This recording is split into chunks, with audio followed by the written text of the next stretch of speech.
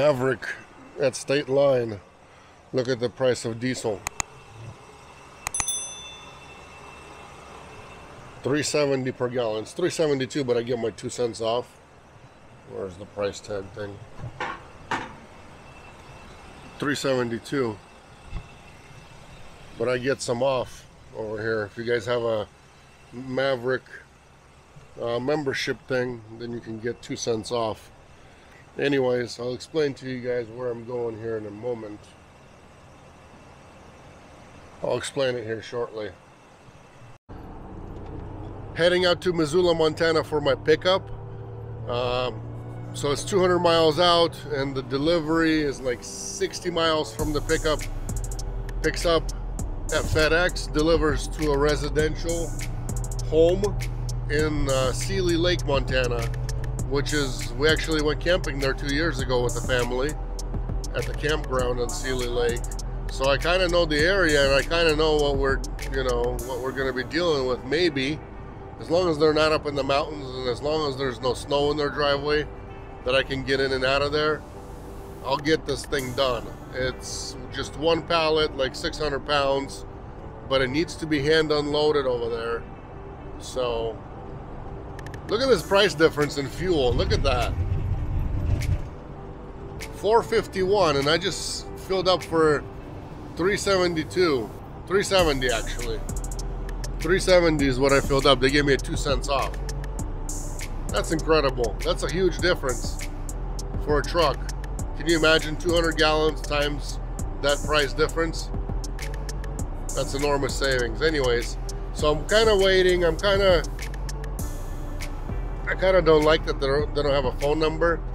They finally did give me a FedEx tracking number to make sure that the freight is there, because I've been burnt with this company before. I've went to Montana before, had to go pick up a FedEx load, and I get there and they tell me it's still in Memphis, and I drove 500 miles to the pickup, so then 500 miles back.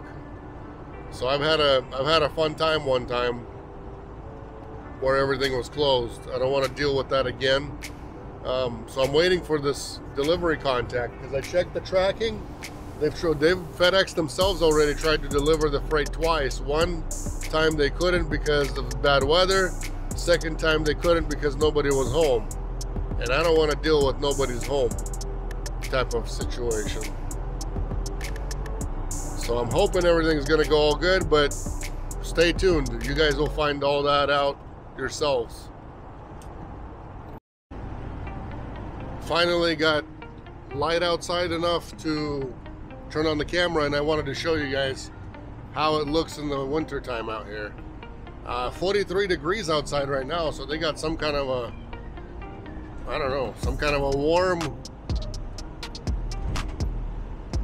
whatever you want to call it. It's pretty warm, 43 here. Usually it's freezing and it's all icy and whatever, but it's been good.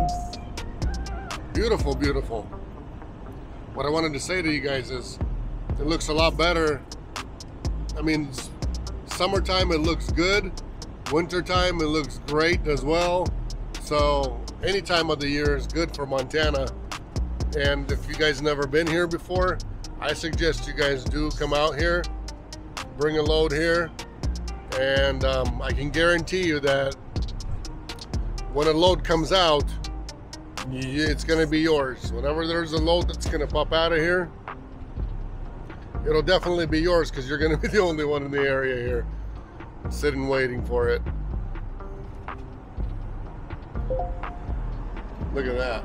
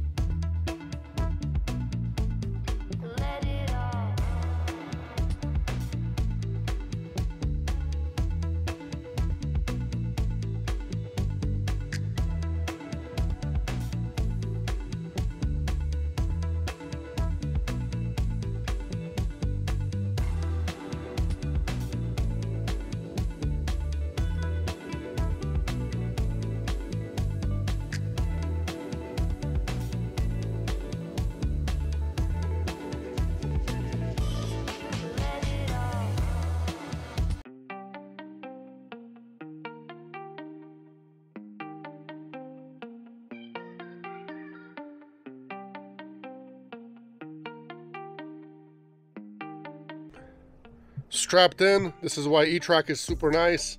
Otherwise, you'd have to go pull it from there to there, from there to there, worry about it sliding that way or sliding forward, so on and so forth. This is not sliding anywhere because it's strapped from here to here. It's not going forward or backwards anywhere. And it's not going to go from side to side because it's between the wheel wells. Originally, they said it was supposed to be a standard size pallet. Obviously, this is not a standard size pallet, so it's a lot longer. I've made contact with my contact, and the contact called me back. So he said he's gonna be there. He explained to me where he's at, what he's doing, that the driveway is in good condition. It's a long driveway supposedly, but he did put gravel down on it. So I'm coming at the perfect time, so on and so forth. So I'm heading, where is this going? GPS is going somewhere on its own. Anyways, I gotta throw the address in the GPS and go.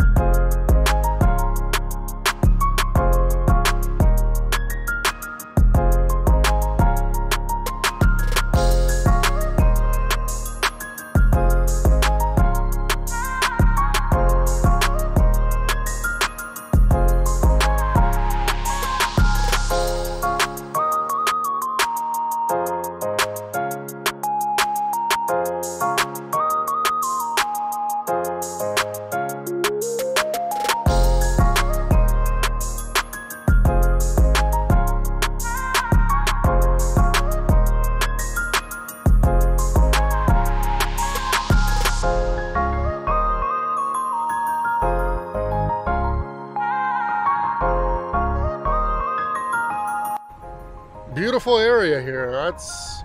I kind of expected it to be kind of in the middle of nowhere.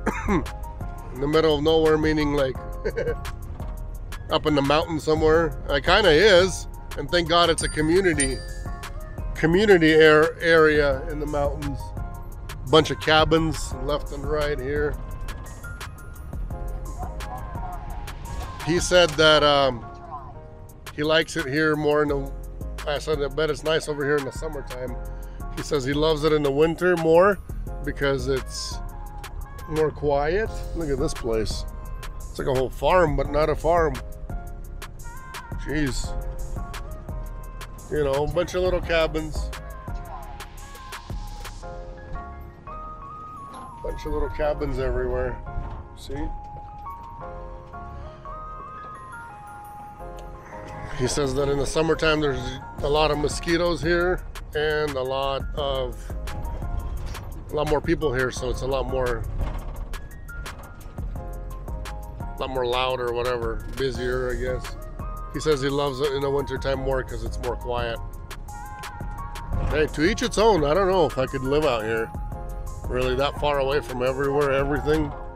You got to be a special kind of person, I think, to be able to be okay with that, I guess. You know, away from people, away from communication with people, stuff like that. I guess if you were raised in that stuff or in that kind of an environment, if you're, you know, as a child and your parents were living somewhere in the middle of nowhere because their parents were, I understand that. But if it's just, you know, you lived somewhere in town and all of a sudden decide to come out here, I don't know. A guy like me, honestly, I couldn't do it. There's no way I could do it. No way. I love these cabins though. Some of these small ones, I mean, maybe it looks small, but I bet you they're big on the inside. That one's really huge. That's probably a guest house. And that big one over there in the back is probably the main one. I wouldn't mind having a place out here in the summertime, I guess. But it'd have to be really cheap, you know, for me to be able to make a, you know, 4-hour trip from Spokane. When we went camping here, it took us 5 hours to get here on the RV. When we went camping to this lake, Seeley Lake itself, it's a little bit further than what this place is. Yeah, it took us 5 hours on the RV, on the motorhome. It's a long ways. So if it takes me, you know, even 4 hours on a car to get here from Spokane, that's still a long ways. Just to vacation somewhere. We got plenty of lakes, plenty of places, plenty of everything around us. That's what I'm saying. It's got to be really affordable or free.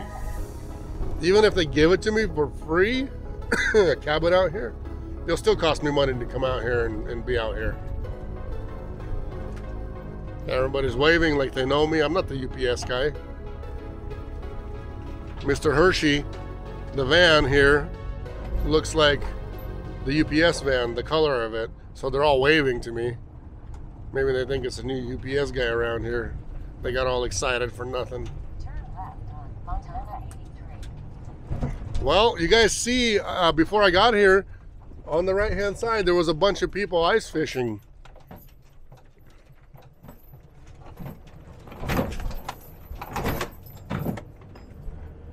I'd love to go ice fishing, except for I need to get back. Got to get back to the office. No time for that today.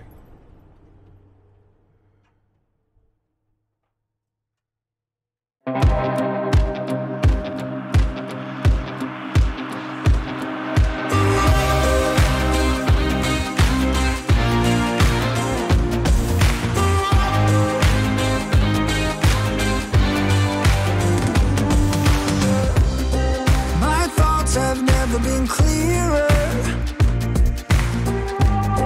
I see what you're doing to me now. They lie, they steal, they fooled us. Deep down I probably knew this. I think I will be holding on to the one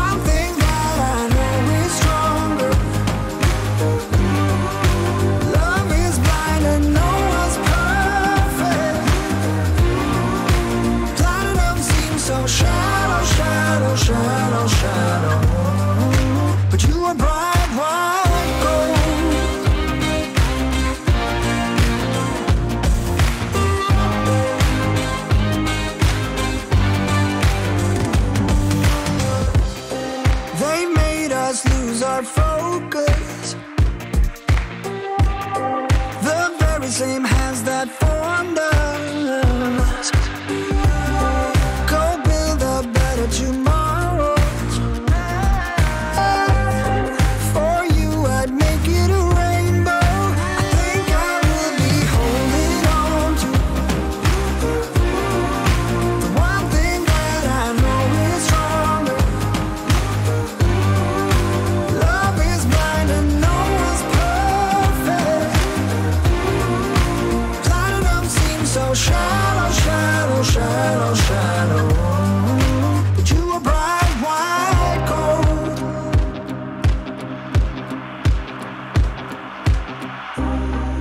With you by my side, I'm not worried. I think we'll be able to find ourselves again. Blank expressions, empty words. Nothing can keep me away from you. I think I will be holding on to the one thing that I know is stronger. Love is blind and no one told us. Platinum seems so shallow, shallow, shallow, shallow. But you were bright white gold.